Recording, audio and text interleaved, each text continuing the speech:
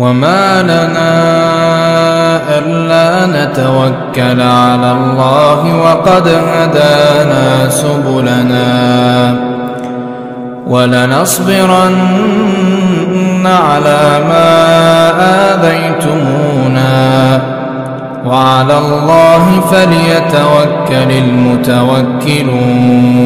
Nah, faedah atau pelajaran yang bisa kita ambil dari peristiwa Gua Hira ini apa? Di antaranya itu tadi dari masa fatratul wahyi ini, ketika Allah Subhanahu wa taala menjadikan masa tersebut sebagai sebab agar Nabi Shallallahu alaihi wasallam cenderung rindu lagi untuk mendapatkan wahyu.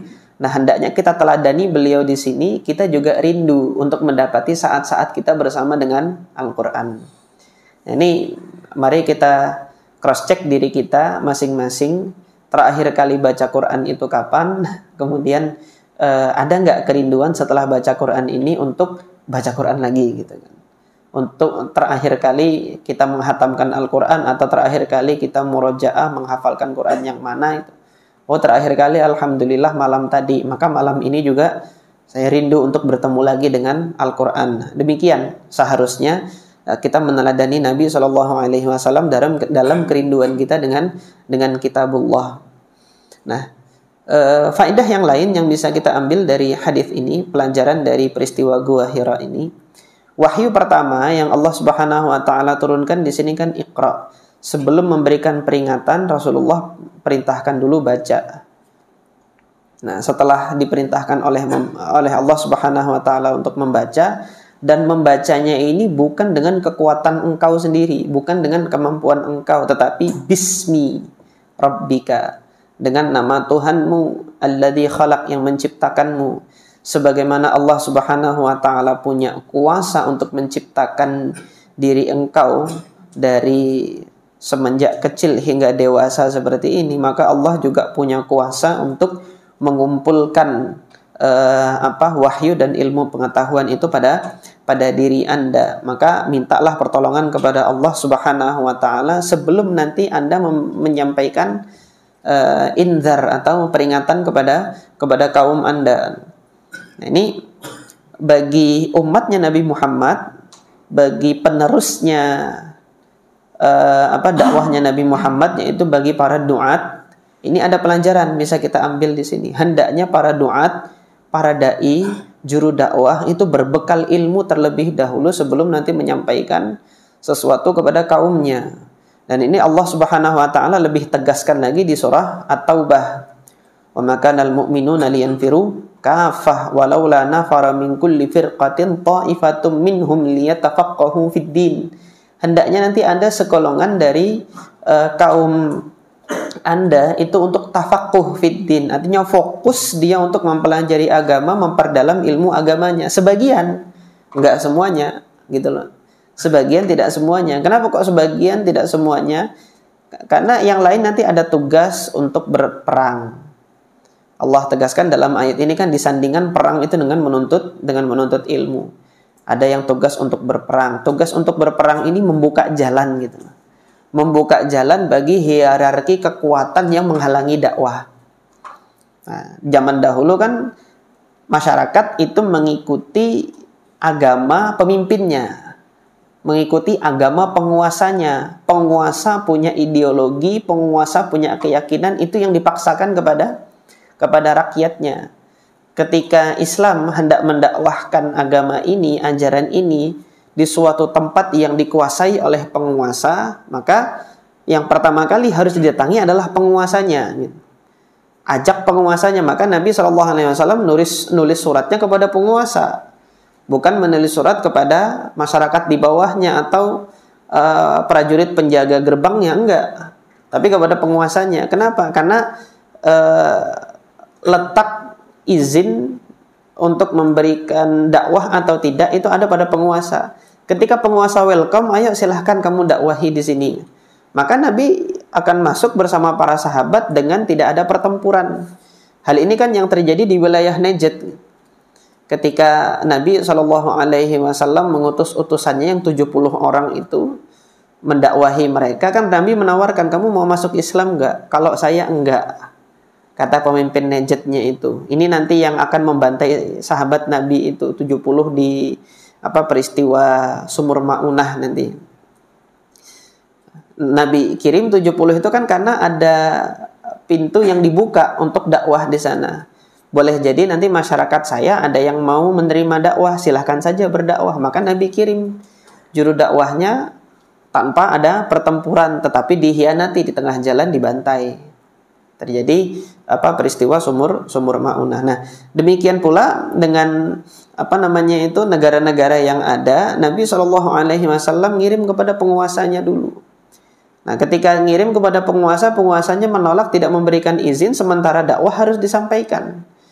Maka tidak ada cara lain untuk menyampaikan dakwah di daerah-daerah yang ada penguasanya yang memaksakan ideologinya kepada rakyatnya selain perang. Oleh karena itu, ada sebagian yang harus pergi berperang. Mereka yang disibukkan dengan perang kan tidak tidak memiliki waktu untuk memperdalam ajaran-ajaran Allah Subhanahu wa taala. Maka sebagian perdalam ajaran-ajaran Allah Subhanahu wa taala, sebagian. Nah, ini nanti yang akan menjadi dai-nya. Nah, ini faidah yang kita ambil dari hadis ini, hendaknya para dai itu berbekal ilmu terlebih dahulu. Nah, berbekal ilmu, sudah selesai belajar misalnya pada satu jenjang, apakah berhenti belajar? Enggak. Terus belajar. Kenapa? Di sini kita lihat ulamanya Nabi Muhammad, juru dakwahnya Nabi Muhammad yang digembleng, dididik dan dikader oleh Nabi Muhammad SAW itu pada diri 70 orang yang beliau percayakan untuk mengajarkan Islam ke wilayah Najd pada peristiwa Sumur Ma'unah itu.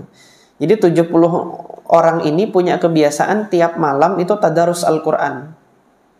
Quran itu sudah dihafal, diulang-ulang terus. Apa faedahnya di sini? Setiap kali mengulang Al-Quran, setiap kali mengulang sunnah Nabi, itu nanti akan Allah Subhanahu wa ta'ala berikan kefahaman baru pada diri orang tersebut. Al-Imam Al-Muzani rahimahullah pernah mengatakan, aku menamatkan risalahnya Imam Syafi'i itu sudah lebih dari 200 kali, kata Imam Al-Muzani. Di setiap aku menghatamkan risalahnya Imam Syafi'i, ada satu faidah ilmu baru yang aku dapati. Itu tulisannya manusia. Gimana kalam Allah Subhanahu wa ta'ala ketika antum ulang-ulang tersebut? Nah, kebiasaan yang demikian pernah dilakukan oleh seorang tabi'in yang soleh, yaitu Al-Imam Muhammad ibn Ka'ab Al-Quradi. Ini beliau salah satu ulama tafsir di Madinah. Masih keturunan Bani Quraizah. Bani Quraizah itu salah satu kabilah Bani Israel yang dahulu kakek moyangnya itu pernah berkhianat ketika pertempuran Khandaq. Nah, sebagian kan ada yang masuk Islam. Nah, di antara yang masuk Islam adalah ayahnya Imam Muhammad ibn Ka'ab Al-Quradi ini. Punya putra Muhammad, dididik, digembleng untuk mencintai Al-Quran. Nah, akhirnya beliau jadi ulama tafsir. Kebiasaannya Imam Muhammad ibn Ka'ab Al-Quradi itu apa? Beliau itu kalau baca Quran, semisal surah Az-Zalzalah itu diulangi dari Isya sampai subuh. Az-Zalzalah aja tuh. Idza zulzilatil ardu zilzalaha, itu beliau ulangi sampai subuh. Itu dengan banyaknya mengulang seperti itu, di samping Allah Subhanahu wa ta'ala akan tetapkan ada di hati seorang muslim, nanti Allah Subhanahu wa ta'ala juga akan membukakan faidah baru. Ini di antara contohnya. Al-Imam Asy-Syafi'i rahimahullah, pada saat kisah beliau itu bertamu ke rumah Al-Imam Ahmad ibn Hanbal, kan didapati oleh anaknya Imam Ahmad ibn Hanbal kok nggak sholat malam, nggak ngapain, di ranjangnya saja, nggak bangun-bangun, diincengi itu semalaman. Imam Syafi'i kok nggak bangun-bangun sholat malam. Ternyata Imam Syafi'i di situ murajaah Al-Quran yang dihafalkannya dari Al-Baqarah sampai An-Nas untuk mencari jawaban terhadap satu permasalahan yang beliau belum dapati dalilnya. Ini lihat para ulama dahulu ketika dapat pertanyaan dari umat gitu, belum ada pemecahannya, mereka menghatamkan Al-Quran, cari jawabannya itu di Al-Quran. dihatamkan Al-Quran, cari. Nah, setelah dapat, itulah nanti yang akan menjadi fikihnya Imam Syafi'i rahimahullah. Dan kemudian yang di zaman ini yang masih hidup orangnya, ini mungkin saya sampaikan faidah kepada antum, nama beliau Syekh Bashar Awad Ma'ruf. Ini beliau adalah seorang peneliti hadis dari Irak. Sekolah resminya, studi resminya itu bukan di studi hadis, Syekh Bashar Awad Ma'ruf ini. Jadi kalau antum nanti punya koleksi kitab-kitab yang diterbitkan di Beirut seperti Muassasah Risalah atau Darul Gharab Al-Islami, mungkin antum akan mendapati nama Bashar Awad Ma'ruf gitu. Syekh Bashar Awad Ma'ruf ini pendidikan formalnya itu bukan di hadis, tetapi modal beliau adalah kecintaan terhadap hadis Nabi SAW, hingga beliau menghabiskan waktu itu untuk menyibukkan diri dengan manuskrip catatan-catatan kitab-kitab hadis. Nah, kata beliau, Sahih Al-Bukhari ini ya sudah beliau hatamkan lebih dari 200 kali. Beliau mengatakan seperti itu kan. Di setiap beliau menghatamkan, beliau mendapatkan faidah baru yang mana pada hataman sebelumnya itu belum pernah saya dapati. Nah, ini yang dahulu pernah dilakukan Imam Al-Muzani, dilakukan pula oleh Syekh Bashar Awad Ma'ruf rahimahullah, hafizahullah ta'ala. Nah, ini diantara faidah kita untuk membekali diri dengan ilmu. Kemudian pelajaran selanjutnya yang kita ambil dari peristiwa Gua Hira ini adalah fadilah atau keutamaan akhlak mulia. Ini Nabi SAW sebelum diangkat menjadi Nabi dan Rasul, sudah Allah Subhanahu Wa Taala anugerahkan akhlak yang mulia. Akhlak yang mulia ini bagi seorang Muslim yang Allah anugerahkan dengan akhlak yang mulia, berarti orang tersebut itu sudah dianugerahkan oleh Allah Subhanahu Wa Taala dengan kebaikan yang tiada terkira. Ini kebaikan yang sangat besar kalau seseorang itu Allah anugerahkan dengan akhlak yang mulia ini, menghormati orang tua, kemudian mengasihi yang lebih rendah, selalu menyambung silaturahim, seperti ciri-ciri yang disampaikan oleh Ibunda Khadijah radhiyallahu anha. Dan di sini pelajaran selanjutnya kemarin sudah saya sampaikan bahwasanya ada kewajiban husnuzan kepada Allah Subhanahu Wa Taala sebagaimana yang dicontohkan oleh Ibunda Khadijah ini dalam melihat kesusahan hidup. Nah, di sini kan Nabi SAW mendapati ada sesuatu yang tidak menyenangkan ini, yang membuat beliau bingung dan gusar. Tetapi Ibunda Khadijah radhiyallahu anha dengan husnuzannya beliau kepada Allah Subhanahu Wa Taala menghibur Nabi SAW. Husnuzan, kenapa? Karena orang yang baik tidak mungkin Allah Subhanahu Wa Taala berikan keburukan. Maka di sini hendaknya masing-masing dari kita nanti husnuzan. Selama ini kita dengan orang ini berbuat baik atau berbuat buruk? Dengan tetangga ini kita sering mengganggu tetangga kah, atau kita sering membantu tetangga? Dengan saudara sering memperhatikankah atau tidak, atau sering cuek gitu? Ketika diri kita nanti cuek misalnya dengan tetangga, cuek dengan saudara sendiri, cuek dengan handai tolan kerabat, jangan salahkan ketika Allah nanti cuek juga dengan antum gitu loh. Maka ketika kita memperhatikan orang, gak mungkin Allah Subhanahu Wa Taala gak memperhatikan kita. Ketika kita mengasihi seseorang, gak mungkin Allah Subhanahu Wa Taala tidak mengasihi kita. Kalau mendapatkan sesuatu yang susah, mendapatkan sesuatu yang tidak menyenangkan, itu bukan dalam rangka Allah Subhanahu Wa Taala benci kepada kita, enggak. Maka jangan sampai bersuuzon yang seperti itu, karena di dalam Sahih Al-Bukhari Nabi Muhammad SAW pernah menyampaikan bahwasanya Allah Subhanahu Wa Taala jika mencintai seorang hamba, man yuridillahu bihi khairan, barang siapa yang Allah Subhanahu Wa Taala hendaki kebaikan, yusib minhu, Allah memberikan musibah bagi hamba tersebut. Nah, bagi mereka yang gak husnuzon kan ketika dapat musibah kan, apa salahku gitu kan, apa dosaku, dan seterusnya dia mengeluh. Tapi bagi mereka yang memiliki iman, ketika mendapatkan musibah dari Allah Subhanahu Wa Taala, ini Allah sedang sayang sama saya. Ini Allah lagi ngangkat derajat saya. ini Allah lagi menghapuskan dosa saya. Kesandung, kemudian jempolnya bengkak gitu kan. Ada dosa yang dihapus oleh Allah Subhanahu wa taala yang saya nggak tahu ini dosanya yang mana ini. Tapi alhamdulillah ini Allah sedang menghapus dosa saya, menyegerakan rasa sakit itu di dunia, tidak mengakhirkan rasa sakit nanti di akhirat. Nah, ini pelajaran yang kita ambil dari teladan Ibunda Khadijah radhiyallahu anha.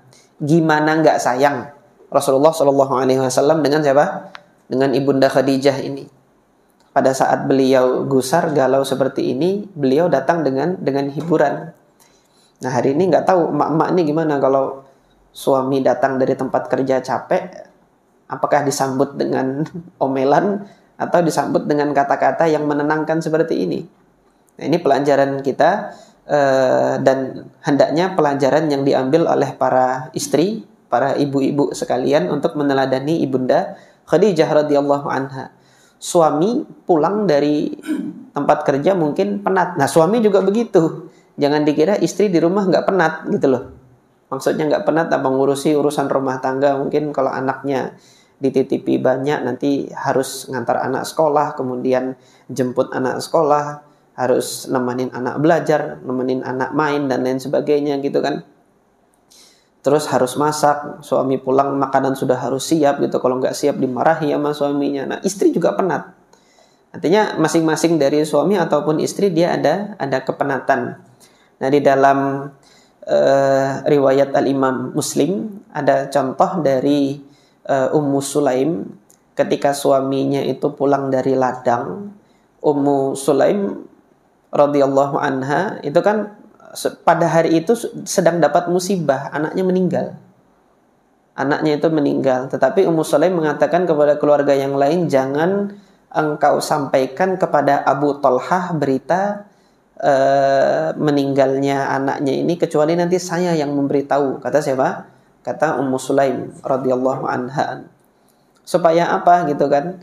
Nah, ternyata setelah Abu Talhah datang, tanya anaknya gimana, Ummu Sulaim mengatakan dia lebih tenang daripada sebelumnya. Meninggal kan tenang ya, enggak. Tapi lihat ungkapannya, dia lebih tenang daripada sebelumnya. Karena sebelumnya diketahui sakit. Dia lebih tenang dari sebelumnya. Enggak langsung katakan dia meninggal. Enggak. Karena suami datang capek mesti. Nih makan dulu. Disurung hidangan makanan. Setelah disurung hidangan makanan, Ummu Sulaim berdandan. Ketika berdandan tertariklah Abu Talhah, maka terjadilah hubungan badan suami istri di situ. Setelah itu sudah selesai, syahwat perut terpenuhi, kemudian syahwatnya suami terhadap istri sudah terpenuhi, baru disampaikan.